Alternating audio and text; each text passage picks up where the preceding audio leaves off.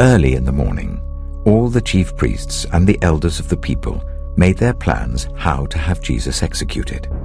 So they bound him, led him away, and handed him over to Pilate the governor. When Judas, who had betrayed him, saw that Jesus was condemned, he was seized with remorse and returned the 30 pieces of silver to the chief priests and the elders. "I have sinned," he said, "for I have betrayed innocent blood." "What is that to us?" they replied. "That's your responsibility." So Judas threw the money into the temple and left. Then he went away and hanged himself. The chief priests picked up the coins and said, "It is against the law to put this into the treasury, since it is blood money." So they decided to use the money to buy the potter's field as a burial place for foreigners. That is why it's been called the Field of Blood to this day. Then what was spoken by Jeremiah the prophet was fulfilled. They took the 30 pieces of silver, the price set on him by the people of Israel, and they used them to buy the potter's field as the Lord commanded me. Meanwhile, Jesus stood before the governor, and the governor asked him, "Are you the king of the Jews?" "You have said so," Jesus replied. When he was accused by the chief priests and the elders, he gave no answer. Then Pilate asked him, "Don't you hear the testimony they're bringing against you?" But Jesus made no reply, not even to a single charge, to the great amazement of the governor. Now it was the governor's custom at the festival to release a prisoner chosen by the crowd. At that time, they had a well-known prisoner whose name was Jesus Barabbas.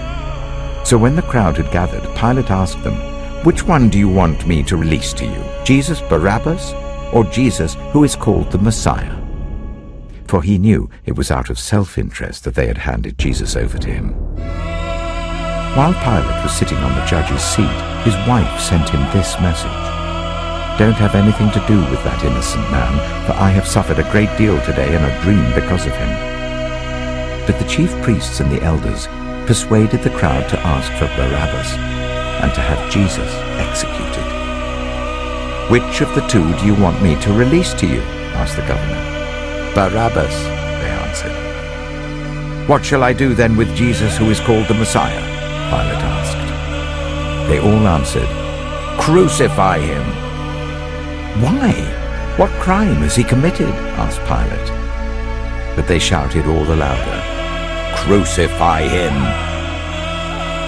When Pilate saw that he was getting nowhere, but that instead an uproar was starting, he took water and washed his hands in front of the crowd. "I am innocent of this man's blood," he said. "It is your responsibility." All the people answered, "His blood is on us and on our children." Then he released Barabbas to them, but he had Jesus flogged and handed him over to be crucified. Then the governor's soldiers took Jesus into the praetorium and gathered the whole company of soldiers round him. They stripped him and put a scarlet robe on him, and then twisted together a crown of thorns and set it on his head. They put a staff in his right hand. Then they knelt in front of him and mocked him. "Hail, King of the Jews," they said. They spat on him and took the staff and struck him on the head again and again. After they had mocked him, they took off the robe and put his own clothes on him. Then they led him away to crucify him. As they were going out, they met a man from Cyrene named Simon, and they forced him to carry the cross. They came to a place called Golgotha, which means the place of the skull.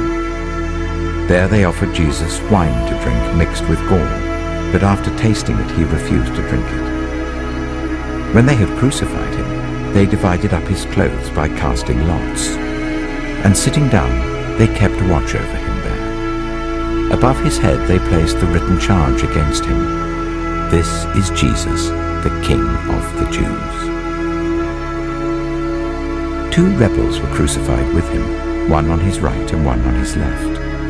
Those who passed by hurled insults at him, shaking their heads and saying, "You who are going to destroy the temple and build it in 3 days, save yourself. Come down from the cross if you are the Son of God." In the same way, the chief priests, the teachers of the law, and the elders mocked him. "He saved others," they said, "but he can't save himself. He's the King of Israel.